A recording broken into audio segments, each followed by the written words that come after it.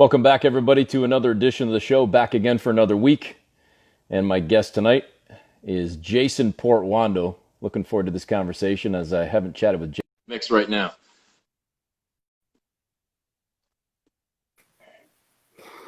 Jay. Yes, what's going on? Good to see you, man.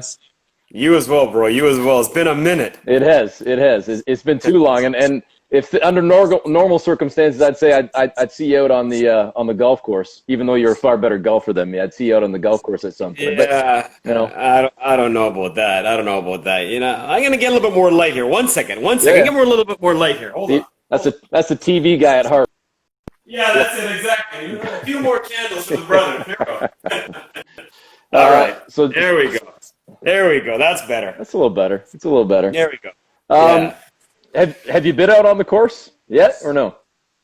Yeah, you know what? I played once. Played out at Wooden Sticks, and man, it's so different now. Just like everything else in life, right? I mean, you can't come out of your car until it's your actual time to tee off, and then when you're out on the range, you're only there for a little bit, and then right from the range, right to the practice green, and then from the practice green, they get you out there, and nobody rides with another person unless they're from the same residence, right? So it's just different, man. But it was still good. Well, I haven't been out yet, so I'll take your word on everything right now, and I'm scared for the first time I actually go out there because I'm not sure how my body will react, let alone my actual skills or lack thereof. So.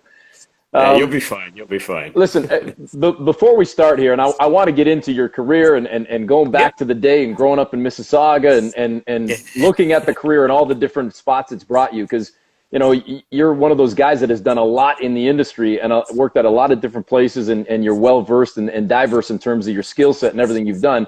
I'd be remiss if I didn't address at least this is the first time we're doing a show this week, and certainly that the way that things have evolved and unfolded politically over the course of the last 5 to 7 days, the last 7 to 10 days since the murder in Minneapolis of George Floyd.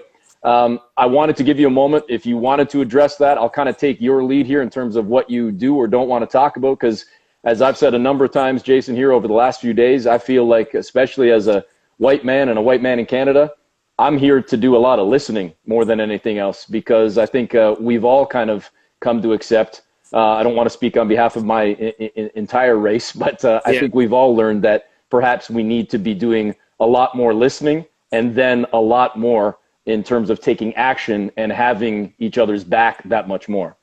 Yeah, and that's key. I mean, the listening part is obviously paramount, but even more so is having a say, because I know for a lot of Black people, they want others to join in and say, you know what, we're with you. This isn't something that you're doing on your own. And that's the beauty of what's going on right now in the U.S. outside of, the people that are looting and just taking advantage of the situation. We're seeing Black, we're seeing white, we're seeing Hispanic, we're seeing Asian, we're seeing all walks of life come together and just realize that, it's time for change. I mean, this has been going on for years. I mean, not as bad here in Canada as the U.S., obviously, but through names like Michael Brown in Missouri, obviously Rodney King comes to mind. And now, just thinking about this last one, this one hurt the most. I mean, it's never a good thing to watch any type of police brutality that results in death. But this one was just slow, methodical, and everybody's seen the video. And we've all heard, I can't breathe. And to watch a man basically plea for his life, calling out for his mother, saying, he needs water, he needs something. It was really, really tough to watch. And, people just want justice. And I get it. I mean, some people will look back and say, well, what about George Floyd's past and, other things like that. For me, I don't care what he did.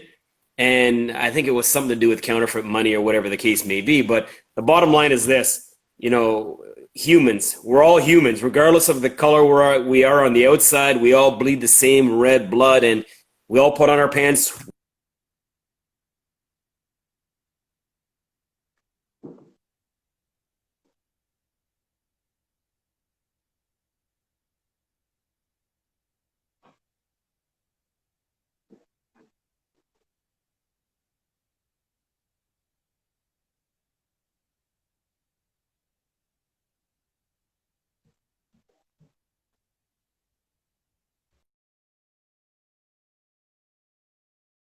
I don't know if, I think I might have lost Jason there. And folks, I don't know if that was on my end or on Jason's end. So we're going to get him right back into the mix here in a second. So I apologize. Maybe even somebody in the comment section, it kind of froze up on me on my end as well. So I don't know if it was my connection or if it was Jason. So I apologize for that. And we'll get him back into the mix here in just one moment. He's right back there. Obviously ill-timed in terms of technology there. Obviously out of my control, out of Jason's control, but he's back now. Again, I don't know if it was mine or yours, but the worst timing possible to be dropping out. But that last I caught you essentially was saying we all bleed the same blood and putting our pants on the same way. But I'll kind of let you pick up on. Yeah, so we're all humans, right? I mean, I know right now they're talking about, the whole Black Lives Matter. And I get it. And, the reason why it's the Black Lives Matter, that's, we're not saying that Black lives are more precious than anybody's life, but I mean, it is quite prominent and quite evident that it's been Black people who have been affected mostly by police brutality, police killings, and, just harmless things like going out for a jog and guys are getting shot. And it's just ridiculous. So, hopefully this is the spark that we need to change, around the world. I mean, right now the focus is on the U.S., and it's funny, I was watching Barack Obama speak earlier today, and some people are going to say, well, of course, you like Barack because you're Black, he's Black. And no, that's not it at all. I mean, I'm not really huge on politicians, period. But it was just the way he spoke. It was just comforting. And I wish we got more of that from Trump. It almost seems like he's trying to, make things a little bit divisive. I shouldn't say make things divisive, period, right? Yeah. And, I mean, hearing that he's willing to turn the military on his own people, interesting times. But I just wish that he would be more, diffusing of the situation rather than trying to, it seems like, ignite things and make it worse. But again, I'm not big on politics, but yeah, it's definitely been something. And now we're hearing Drew Brees came out and said something today, and then LeBron James went back at him. So yeah, racism's, unfortunately, Eric, is something that I don't think will ever go away. Let's just hope we can try and contain it and get it to more of a more manageable level, and we can walk as one rather than having us walk different paths. Jason, there's a couple of different ways I could go with this here, and I'm going to preface this by saying, we've known each other a long time, so I trust that you would do this anyways. If you don't agree with me, please disagree with me or tell me if I'm wrong or whatever. But I wrote a little piece just a couple of days ago that I put up on Twitter, and for the most part, the response and the reaction was generally positive, and I think people reacted with the way in which I intended the piece to be written. A few people, though, wrote back, and listen, they're not wrong. If that's how people felt, if that's how they took it, who am I to say that they're wrong for their feelings? But a couple of guys wrote back and said, why are you talking to us about what your experience was, or telling us what makes you not racist? And for those that didn't read it, it's still up on my Twitter page. I didn't take it down or anything.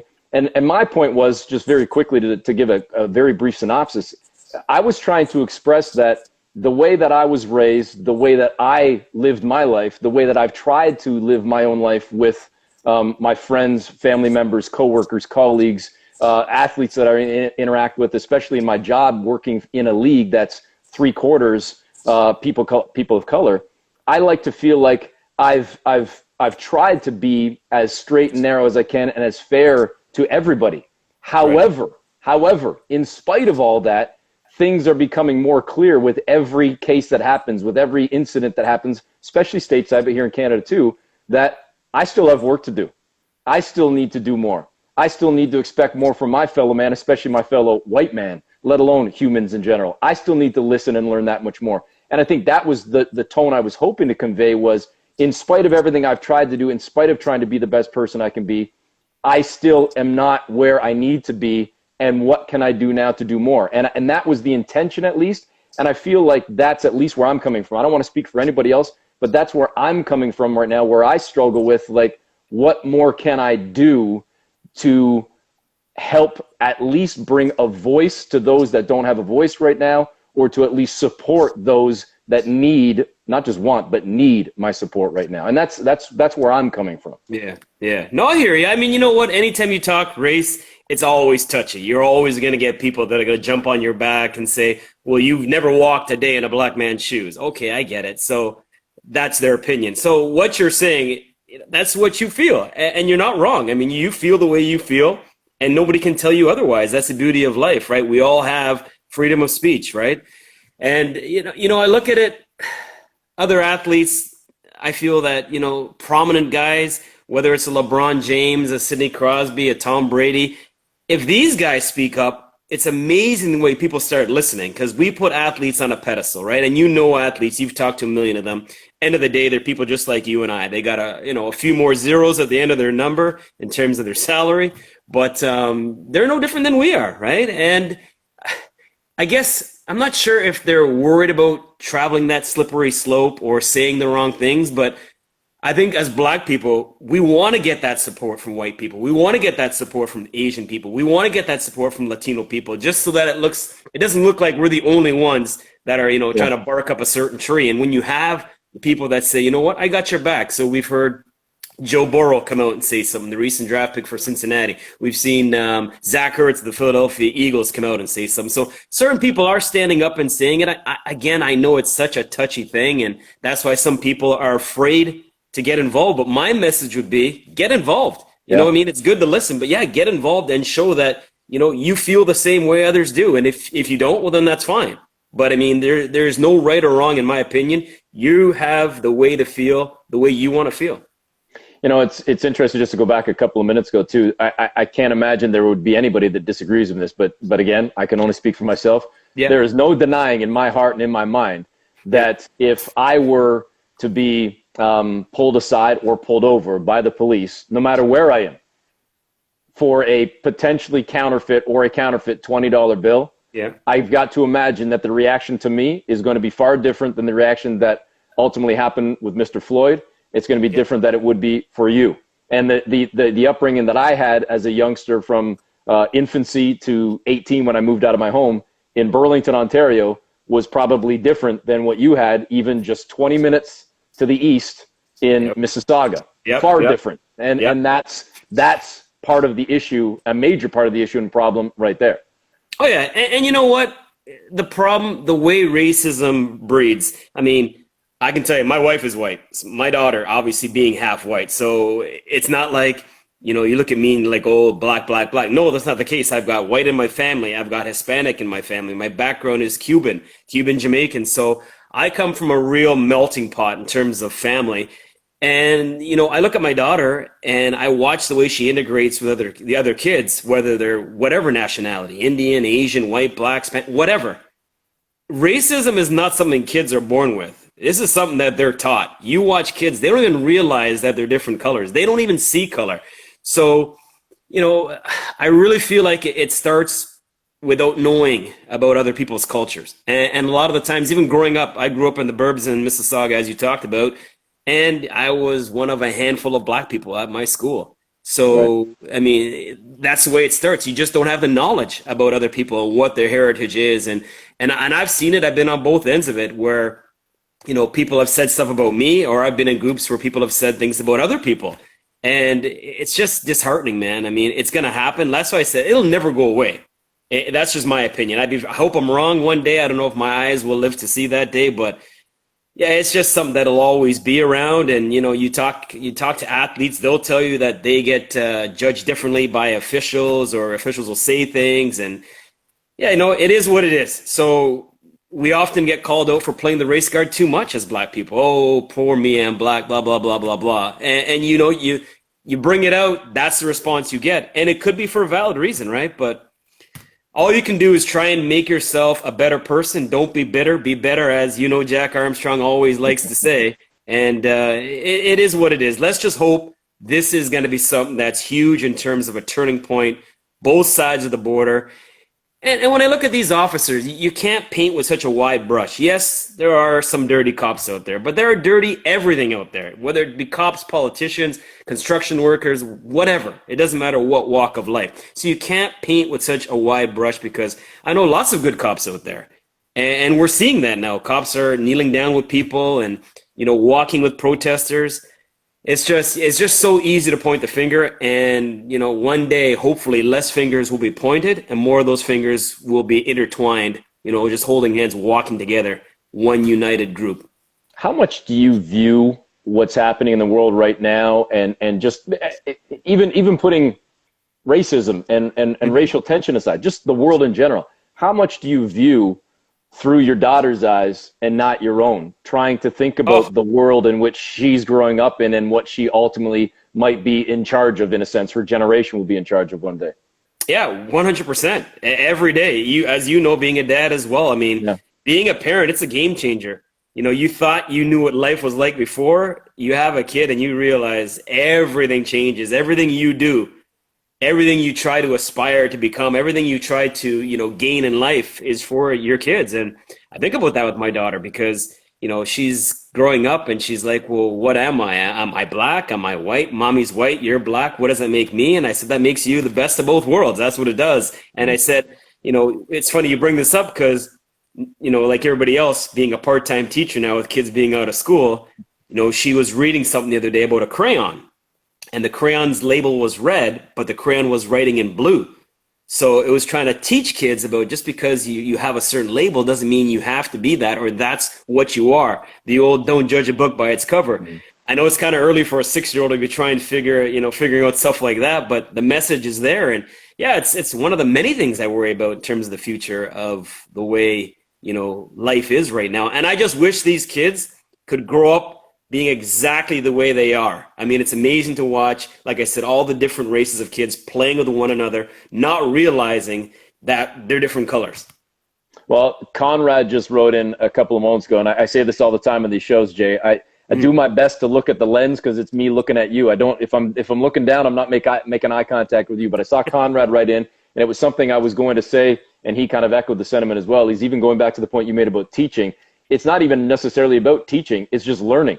Kids are learning things from their parents, right? Exactly. I mean, there might be some bad apples that are actually teaching this, and you know, that's a whole other thing. Oh yeah. But it's kids just listening, and if they're listening and learning through osmosis from their parents, they're learning the good and the bad. They're overhearing those conversations that you don't even know or think that they're maybe privy to. Or they're seeing your body language, or they're seeing the way you react to shows, or in the car, how you're acting to other drivers, to your neighbors, whatever it may be. Even if you're not consciously teaching it, they are learning it, and they are sponges, and all the more reason to be, you know, to be the best person you can be, whatever walk of life you're coming from, because our kids are learning everything. Yeah, 100%. It's amazing because my daughter will sit there so quiet, and then she'll regurgitate everything that was said, and I'm like, whoa, like she was just soaking it all in, like you said, right? They just soak it all in like a sponge, and then they, you know, they spit it back out later on. But hey, all of our kids are byproducts of us. I mean, obviously through genetics. And then after that, once they come into the world, everything they hear from us, they learn from us. So yeah, it's sad. It really is sad. But I find racism really breeds in terms of situations where you don't have many people of that culture, whether it be white, black, Indian, Asian, whatever, right? Latino, it doesn't matter. I just, you know, that's why for me, I love being in neighborhoods where it's multicultural. And you get less stigmatism, you get less racism, you get just people just not having that chip on their shoulder, right? So again, it'll never go away, but I just hope it gets to the point where we can at least, you know, be more of one. And that's the beauty of sports. You know, we always gravitate to sports, you and I, but you know, you look at it on sporting teams, right? You see all walks of life, right? Winning is one unique thing, and it doesn't matter what color you are. That's what I love about sports. Well, and you know, to that point, and I'll shift this into sports now too. And again, I'm happy to talk about this for as long as anybody wants to. But a couple of different things. I always felt that it was beautiful to see, even as a kid, but certainly as an adult and as a father. We don't necessarily think about, or at least I didn't think about, and I think I'm speaking for you as well, when a young white kid or a young Asian kid or whatever is wearing Magic Johnson's jersey, Kobe Bryant's jersey, LeBron James's jersey. You know, mom or dad may have viewpoints that are off the wall, that are racist, that are just, you know, they're rooted in bigotry, yet their children are wearing the jersey of an African American. Or you go into, and there aren't as many examples in say basketball, but you go into Boston and there might be a young African American kid wearing a Larry Bird jersey. You know, you might see a young African American baseball fan wearing the jersey of you know, his favorite baseball player, like a Mike Trout who happens to be white. We don't think about it when we come to sports. It's when we get into our personal lives, and as you talk about, into our neighborhoods that are maybe more divisive or more segregated, and suddenly now becomes more of an issue where sports, it's like it brings down a lot of walls sometimes, and sports trying to be the metaphor for what life should be sometimes. 100%. You're talking to a black man who is a Utah Jazz fan. You won't find many of us out there, I can tell you that, right? So, I mean, you know, back in the day, I mean, John Stockton, Karl Malone, little pick and roll. That was my first experience of basketball. And then you throw in Jeff Hornacek, Mark Eaton, and so on in terms of what went on back then in the day with the Utah Jazz. And by the way, we all saw Last Dance. We saw that it was clearly a push-off on Russell, but whatever. We'll let it go. We'll let it go. We won't go there, but it was 100% a push-off. But yeah, and that's the thing. You're right. So you're bringing up all valid points, right? I mean, you can't always control the teams that you cheer for. And I wouldn't cheer for a team just because there are black athletes there or whatever. I like a team because I like a team. I mean, I'm a Boston Bruins fan. Boston isn't known for being the most, racially, equally accepting. Yeah, thank you. There's the word, racially accepting, a city. But that's, the way it is. I was 6 years old. My mom bought me a Boston Bruin toque, and I had no idea what it was. And that's the first hockey team I heard of. So I was a Boston Bruin fan. So I'm all over the map when it comes to my sports. Bruins in hockey, Jazz in basketball, Brewers in baseball, Eagles in football. So I have no one allegiance. You are all over the place. My goodness. Exactly. I'll leave it at this as well. Jonesy, Paul Jones, is supposed to come on with me tomorrow, and I'm probably going to tell the same story to him, or at least recount it, because he was there. This is just going back a few months ago in February at the NBA store in New York City. Pascal Siakam was there. Right. And he was watching on the big screen at the NBA store. He's kind of doing a meet and greet autograph signing where he was working behind the cash as well. And it was just, kind of a fun little thing for NBA TV on the night that the All-Star starters were being announced. Right. He sees his image on the screen. He hears his name called out. First-time All-Star as a starter. And a few minutes later, I'm talking to him, and I'm doing an interview for Sportsnet. And one of the questions I asked, because he talks so much about his father, who unfortunately passed away, and the inspiration he draws from his father. And here you've got still a young man from Africa who came over to the United States in his teens, who's been playing basketball for less than 10 years, who's now an NBA All-Star. And I said, what do you think your dad would be thinking right now, looking down and seeing his family name from Africa, his family name on the backs of young kids, young adults from all walks of life across North America, across the world, seeing the Siakam name out there. And he got teary-eyed, he got emotional talking about what that ultimately means. And to me, that's where, again, I kind of use that sports analogy of how it can be unifying or should be unifying, but the rest of society and the rest of us away from the sporting field need to kind of wake up, period. Yeah, 100%. And if you can't like a guy like Pascal Siakam, you can't like anybody. I mean, that guy is, man, what a story. What a story. And it's hard to believe, like you said, it's not like he's been playing ball his whole life, right? Yep. And I mean, you're getting the juices flowing here talking about basketball and Siakam, and I'm like, all right, let's get back at it. I mean, we're getting there slowly, but not quick enough. Well, hopefully we find out tomorrow around lunchtime, the NBA Board of Governors, and hopefully they ratify or give approval to the proposal that's out there. And sounds like we could be back by July 31st, and Game 7 of the NBA Finals could be as late as Canadian Thanksgiving. But, hey, we'll take it. Again, obviously under the guise of as long as it's safe and healthy for everybody to do so, et cetera. All right, let me shift my attention to Jason Portuondo. 1995. You're making me old now. Well, we can talk about elementary school, high school if you want, but I guess I kind of fast track here to coming out of Seneca College. Yep. The first job landed. How difficult was it to get that first job, and how did you kind of foresee or envision what you wanted your career to ultimately be if you could snap your fingers and kind of have what you wanted? Man, I'll tell you this. Okay, so I'll take you a step back Please from do. there. U of T in Mississauga.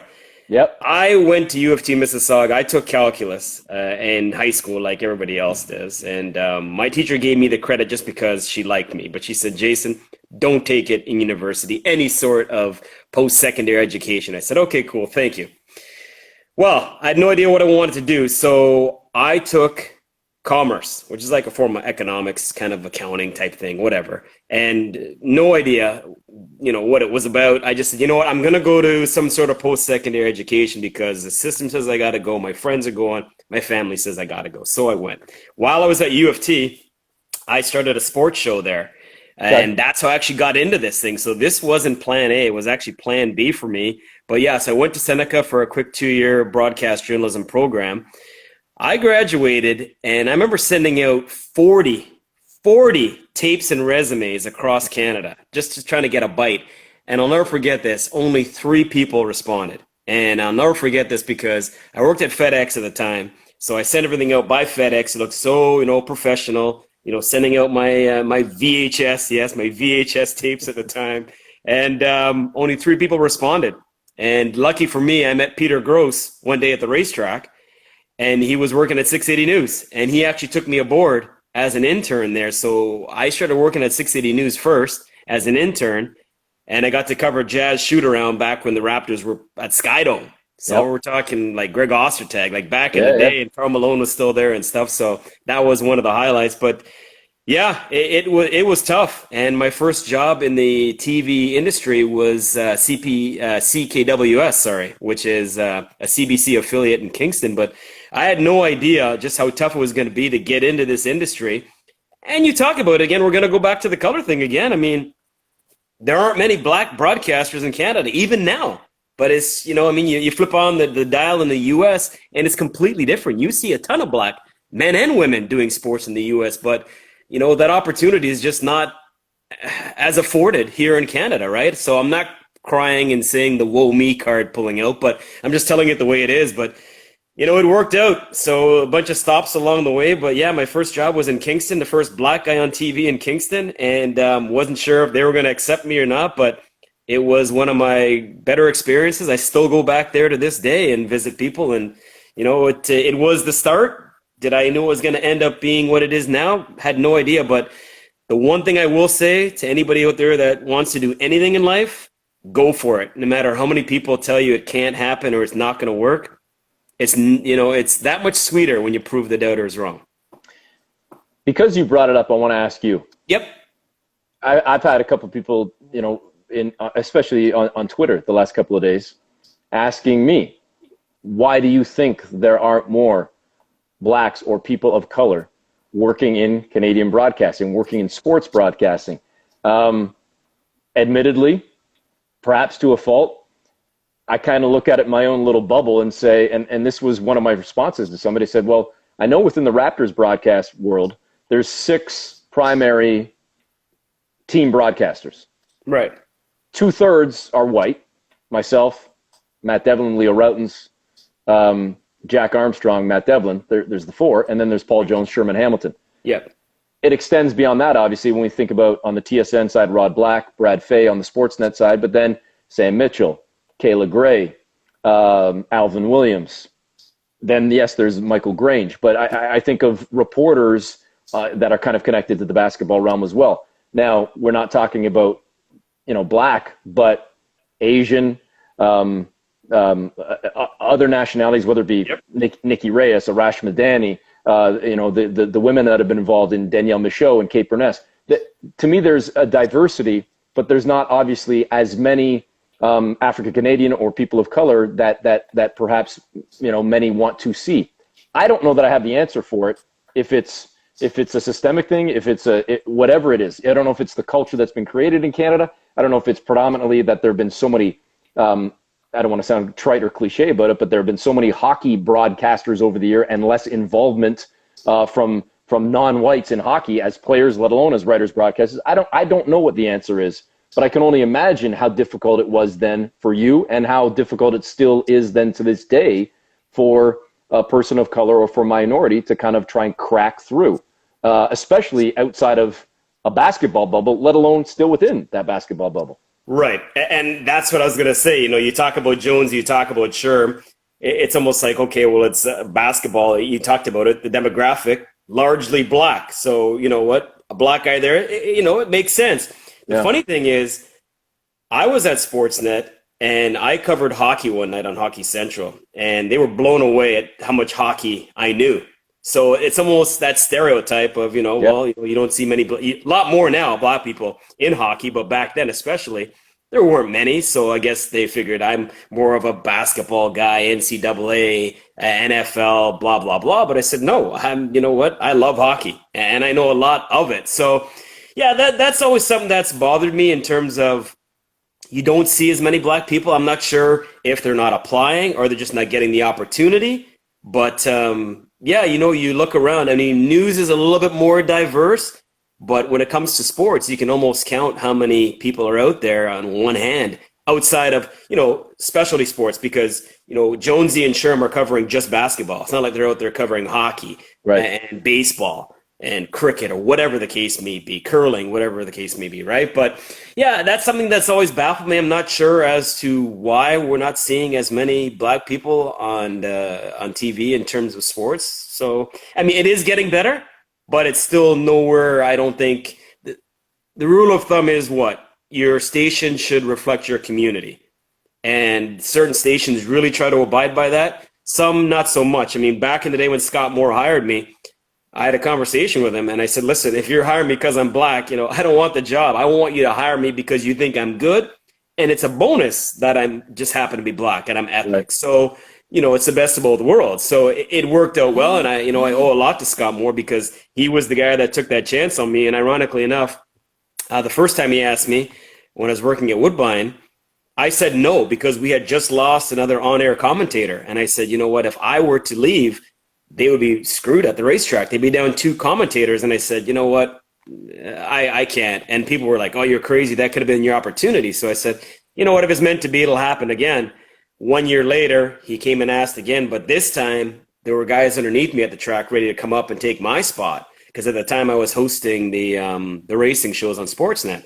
And I went across, so I was there for 8 years, and it was Scott Moore that took that chance on me, and I was able to, you know, have a pretty good run considering, because, you know, 8 years in TV, it's almost like a lifetime these days, because, you know, it's such, as you know, it's such a subjective industry. I mean, one guy can come along and say, you know what, I like the way you look, and another guy can come along and say, well, you know what, I wish I had a guy that was blonde hair, blue eyes, and 6 foot tall.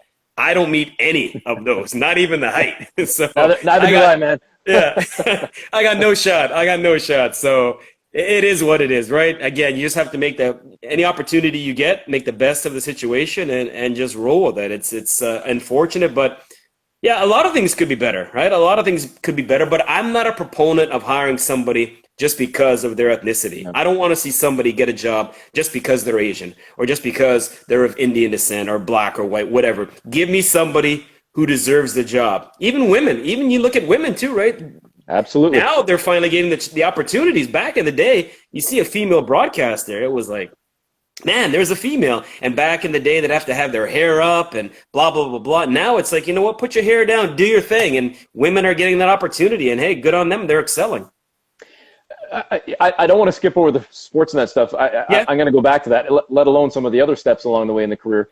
But because you mentioned the Woodbine thing and how that, you know, transitioned into the Sportsnet job, within the world of horse racing, how difficult has that been for you? Because you clearly, from a young age, made a name for yourself. You've centered your career in many senses around horse racing. You've become synonymous with the track in so many different ways, in so many different roles. I think when people think of you, with no disrespect for all the fantastic coverage you did of other sports, they think of horse racing, whether it's thoroughbred, standard, whatever. They think of Jason Portuondo horse racing. But within that world, was that difficult to initially crack through, to gain the respect, to gain the clout as a young black man in Canada, in that world and in that sporting landscape? Because of, and you tell me if I'm wrong, seems like it at times looks to me like a very white sport. Well, I'll put it this way. I mean, I still think there are barriers that, you know, need to come down in terms of, even horse racing. I mean, yes, it's nice to get that opportunity, but you're right. In terms of black people covering horse racing in North America, I can only think of one other guy off the top of my head, Ken Rudolph, that works at TVG in the United States. And for a little bit, he went out and he was doing Good Morning Sacramento for, I think, a CBS affiliate, one of those affiliates anyways, ABC, NBC, CBS, whatever. And to right now, he's back at TVG, but yeah, it's only him and I. We're the only two covering horse racing in North America that I can think of. And yeah, you're right. That is the thing. I mean, a lot of people look at me and they're like, oh yeah, the horse racing guy. So it is kind of frustrating. I mean, that is the beauty of, why I'm still able to do other sports in terms of G98.7, the radio station. That's the beauty of that. I talk basketball, I talk hockey, I talk football, I talk baseball, I talk cricket, track and field. So that, gives me the broader landscape. But you're right. I mean, a lot of people do look at me and think of me as the horse racing guy. I mean, that's where it started. I love horse racing. It's one of those things that once it gets in your blood, it's never going to leave. And even though I left Woodbine in 2002, I would still go back there and host events, host award shows, and still, just be active in the horse racing community. So I'm fine by that. It's not like, being, put into horse racing terms or perils is a bad thing. I have allegiance to the sport. I love it. And, people see me as that, then that's fine. But I know myself that I have a lot more to offer.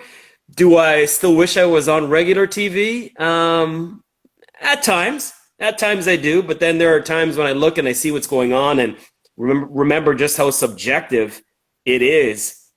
Part of me is like, you know what? Everything in life happens for a reason. I had my run. I'm good with that. And there are so many young people, of color, black people, Latino, whatever you want to say, that would say to me when I'd visit schools and stuff, they'd say, you know what? I love seeing you there because it gives me hope, making me realize that I too one day can get to be there because there's not a lot of people that look like me on TV. And we've come a long way since then because my Sportsnet days were 02 to 10. So we're looking at a good 10 years now since I was last at Sportsnet. But the funny thing is some people see me now and still be like, hey, Sportsnet. I'm like, wow. Yeah, no. And then I'm thinking maybe they're thinking, what's his name now? Thomas. What's his name? Eric Thomas. Eric Thomas. I was going to say Jamie Thomas. Yeah, Eric Thomas. Now, I'm not Eric Thomas. I thank you, but he's like 20 years younger than I am. Hey, man, you don't look your age, so we won't give the age, but you sure as hell don't look your age. So that's a good thing. That's a good thing. I'll tell you what, though. The crazy thing, though, for me, even, within the industry, it sure as hell doesn't seem like it's been 10 years. I mean, you could look at it from one standpoint and go, well, it's only been 10 years. But the other way is that, shoot, it's been a decade. It does not seem like it's been a decade since you were at Sportsnet. It really doesn't. No, you're right. And the funny thing is, because now all of our broadcasts are on TSN, so actually starting next Thursday, little shameless plug, every Thursday night from 6 until 8 on TSN, we're having a 2-hour show for horse racing. And I know that even when I started doing those broadcasts, they were like, well, geez, he's a Sportsnet guy. And that was a bit of a sticking point for them because, they don't want, me being a Sportsnet guy showing up on their TSN broadcast, right? Blah, blah, blah, blah, blah. But anyways, that passed. We're through that. We've cleared those hurdles. And, yeah, it's been a wonderful time. I would never tell a kid not to get involved if that's what they want to do. I will say this, and that it's changed a lot, our industry. It's no longer an industry where, you can do one thing and that's it, especially now with social media. They want you to do so much more. They want so much more bang for their buck. And you got to do it because if you don't do it, somebody else out there will, right? Yep. Well, and you know what? We got synergy here. You're leading me perfectly into what my next question was going to be. And that is, what have you enjoyed most? And I'm kind of using the Sportsnet years as the jumping off point, but certainly over the course of your career, wherever you've been, whether it be at the track, whether it be at Sportsnet, whether it be at, as you said, at the radio station, at CH, have you enjoyed the hosting, the reporting, the anchoring? I'm sure the easy answer is all the above, but what do you enjoy most, or what challenges perhaps do you take from all of those different roles that you've had to play and do within the industry? Really good question. I guess anything that's not newsworthy, because in terms of news, I just couldn't handle doing news. I mean, I know a lot of my, colleagues love it. They love the hard crime and the news. I just can't do it. It's just, It's just too depressing. I mean, Yeah. don't get me wrong. As you know, we do get bad news in sports as well, but not on a daily basis. But to answer your question, the hosting, the anchoring was probably what I enjoyed the most. I mean, the beginning part was following around the Raptors, like what you're doing now and stuff like that. But as you know, you start missing the family. You start forgetting what time zone you're in. You're eating out of restaurants, living out of luggage. And, you know, it's great at the beginning. You're getting paid to go and visit these cities. So it's a lot of fun. But then after a while, you just want to be home. So, you know, getting a chance to go out and cover a Super Bowl, an NBA championship, a Stanley Cup final, those things are great, a World Series. But at the end of the day, yeah, for me, I liked anchoring just because it gave you a chance to partake in many different things instead of just getting pigeonholed like a baseball beat reporter or a hockey beat reporter, whatever the case may be. But yeah, you know, it was a lot of fun. It was a lot of fun. And, you know, we had some good friendships that were made. There aren't many people there now from back in the day. There are a handful, but you know what it's like, right? There's always turnover, right? What was the experience like at CH when you went there? That was 2011 to 2015-ish, if I'm correct? Yeah. Okay. Yeah. So what was that like going from the national platform of Sportsnet to local news, covering still a lot of national stories, whether it be sports or news, with, you know, obviously 50, 60 kilometers down the road, Toronto and the major sports teams, but to kind of be doing, as I say, that more sort of local broadcast to, you know, Hamilton and the Golden Horseshoe and the approach that it takes for that type of newscast, that type of sportscast. Kind of brought me back to where it all started with Kingston, because when I was in Kingston at CKWS, you know, back then TSN was evolving, Sportsnet was evolving, Sportsline was the big show back in the day on Global. That was the sports show, right? So just like back then, I mean, you think national, you think Leafs, you think Raptors, stuff like that. I mean, the Raptors weren't around back then. They were just, you know, starting out. Actually, they were around back then. They were starting out a couple of years in. But you got to put the mindset on of giving the viewers something they can't get on a TSN. So when I was in Hamilton, I mean, I ended up in Hamilton because when I left Sportsnet, there was a clause in my contract saying that if I did leave, I couldn't do sports for 6 months. And it was hard to believe, but that was the case. So it was a non-compete. So I ended up going to CH, and I did some news first until something actually opened up in the sports. And Bubba O'Neill was the one who opened that door for me. And yeah, the mindset's different. So now you got to think, okay, I'm in this area. What can I give these viewers that they can't get? So now all of a sudden you're looking at hockey. Okay, well, I'm thinking about, you know, the Bulldogs, because that's what they want to see. They're not going to get Bulldogs highlights on a TSN or a Sportsnet. You're not going to get hockey highlights from St. Catharines. And you just got to change the mindset. And I will say this, it's a lot more work. It's basically a two-man show. When you're at Sportsnet, when you're on a national level, as you know, all you're really responsible for is when you're talking on camera. When you're hosting a show, you're depending on so many other people that write stuff up for you, that hand you scripts, that hand you information, and you're hoping that they're getting it right, because you don't even have a chance to read the stuff sometimes. You're just taking it and reading it cold. But going back to the CH days, yeah, I mean, it's all on you. You're rolling on games. You're writing down time coding, you know, a slam dunk by Vince Carter at 7:13, and then, you know, a 3-point shot by Del Curry at whatever. And then you got to go and put that all together and then type up your script and then go out there and then anchor the sportscast as well. So it's a lot of work, but the beauty of that is the ownership. You get to decide what you want to be in that sportscast, and it's all about you. And Bubba's been doing it for a long time, doing a great job. It's not easy. It's a lot of work.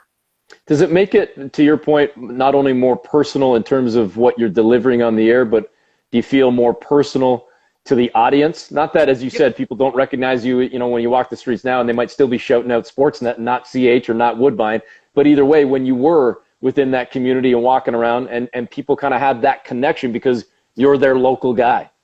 Oh, 100%. 100%. Yeah, you're part of the community, right? You're part of the community. And, you know, somebody tries to get a hold of you at Sportsnet, they're not going to do that. But in a small town, small city, they're going to be like calling up the station, and I'll answer and I'll speak. And just going to tell you a quick story, a funny story.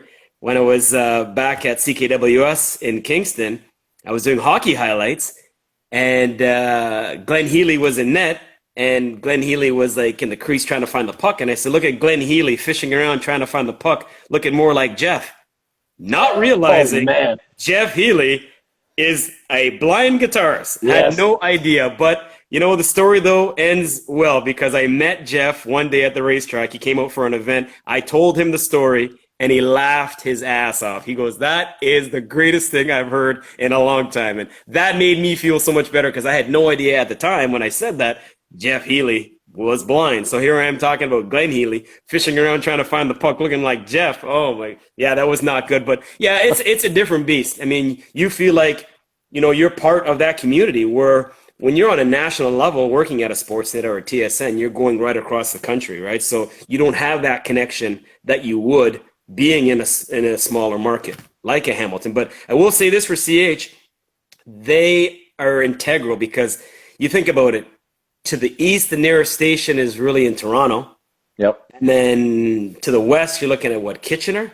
So there is a wide range, you know what I mean, between the Golden Horseshoe where they need that coverage. So yeah, it was a lot of fun there as well, but just a lot of work. But you definitely feel that connection, and you go out on the streets and people want to talk to you and want to talk to you about, you know, the high school sports, want to talk to you about MAC, want to talk to you about Mohawk College, stuff like that, and of course the Bulldogs. So yeah, it's cool. It's different. You know, it's interesting you bring that up because it just sort of hit me as you're talking. When we think about, and again, I could be wrong, this is my opinion, when you think about Toronto's coverage within news, I'm not talking sports here, and I'm kind of putting get you to put your news hat back on for a second. It used to be, I think at least, and I'm just again coming at this as a viewer, it used to be that when you thought of whether it be global or city, CFTO back in the day, whatever it may be, I don't really know that I saw a lot of stories that would ever extend past Mississauga. Then as years went on, okay, we might start to get some stories into Oakville. Well, now we're getting stories into Burlington. Yeah. But I feel like that's the cutoff now. It's not often, unless it's something that's unfortunately really bad, we're not seeing stuff about Waterdown or Ancaster or Hamilton or St. Catharines or any of that, Fort Erie, whatever. Yep. It's kind of like Burlington's the cutoff. If you're then in that sort of Hamilton, Wentworth area, if you're in the Niagara Peninsula, you're down in, like I say, St. Catharines or Niagara-on-the-Lake or any of those border towns getting closer to Buffalo, where's your coverage coming from? Whether it's sports or news, where are you seeing stories that matter to you, stories that matter to your community, if not for a CHCH? Because it's probably not getting covered by Toronto because you're not within sort of their web, you know? And I hadn't really thought of it until you started talking about it, because you're sure as hell not going to be getting it on Buffalo stations. And it's not really within the Kitchener landscape either. You're kind of in your own little pocket. CH, I mean, they're integral to all of that. Oh, 100%. I don't know if Kitchener still goes by CKCO. They did back in the day. I'm not sure what their affiliate letters are these days. But yeah, for sure. I mean, they've got a market. You know, some would argue there could be another station in terms of covering everything that happens because, as you know, for everything we see and hear on the TV and or radio when it comes to news, there's 1,000 more things that have happened that we just can't cover because you don't have the manpower, right? So as much as you hear about so many things happening, there's so much more that happens that we don't hear about. So yeah, I mean, local stuff is so important. It's unfortunate that a lot of, you know, the CTVs and what other affiliates now have decided to get rid of their sports departments and just use like a TSN or whatever. I mean, okay, I get it. It's all about cost cutting and, you know, saving and whatever else.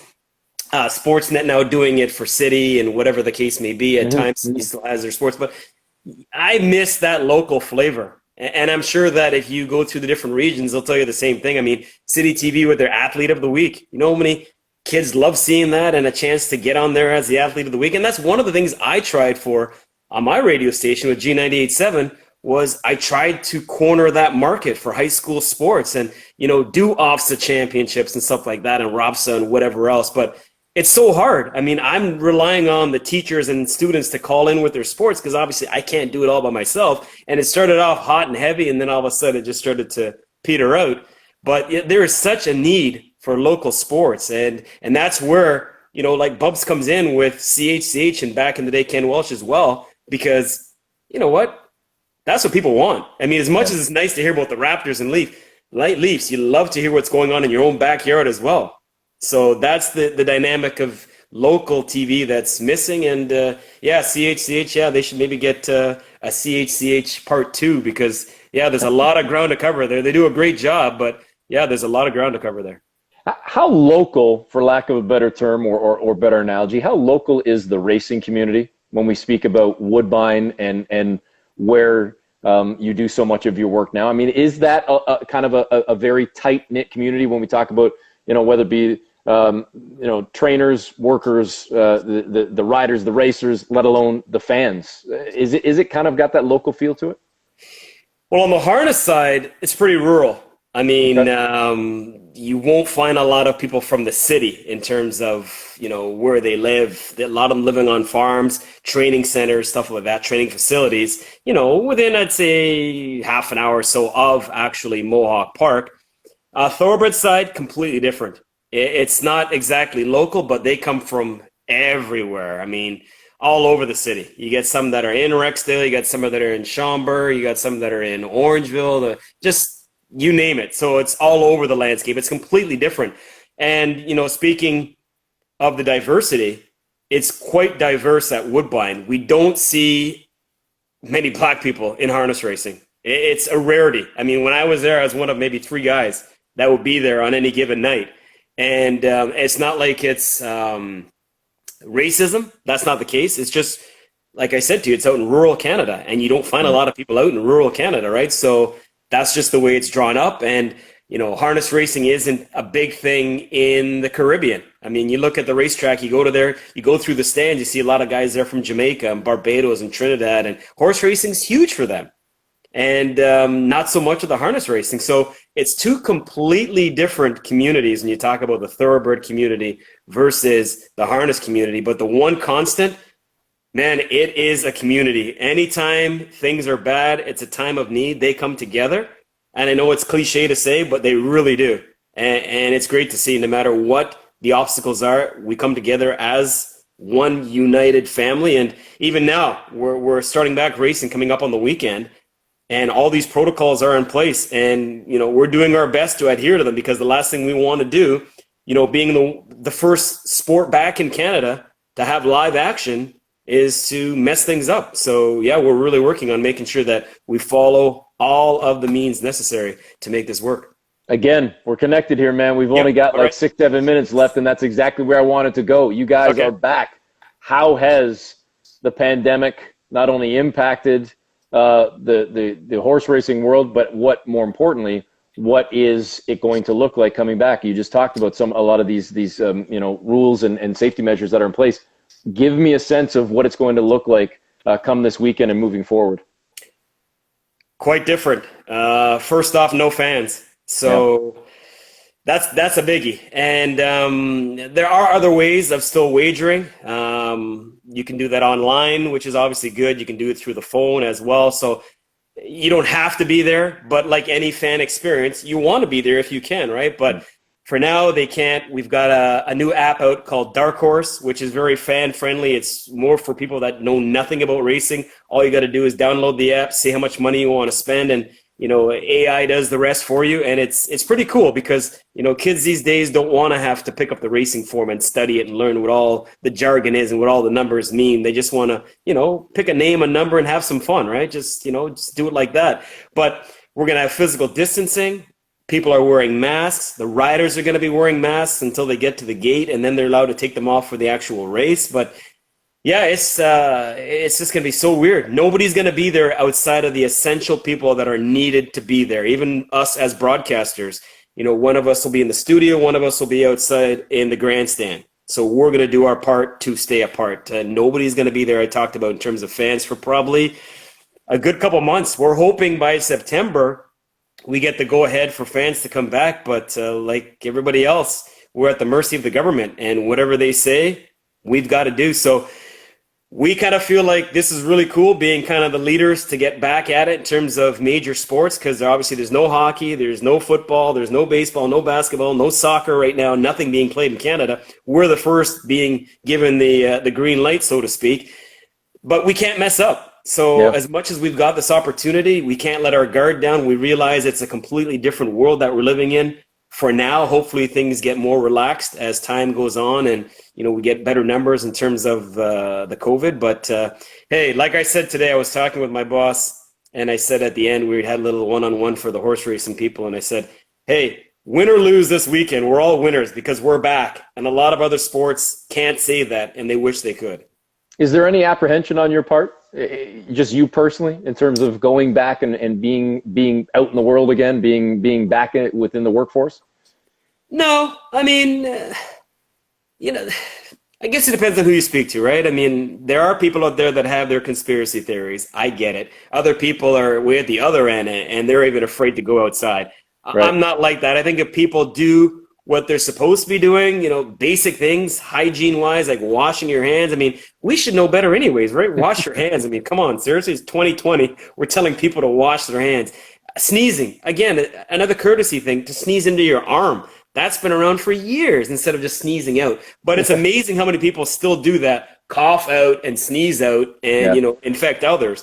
I think that this might actually be a good thing for us in terms of people cleaning up their act, literally.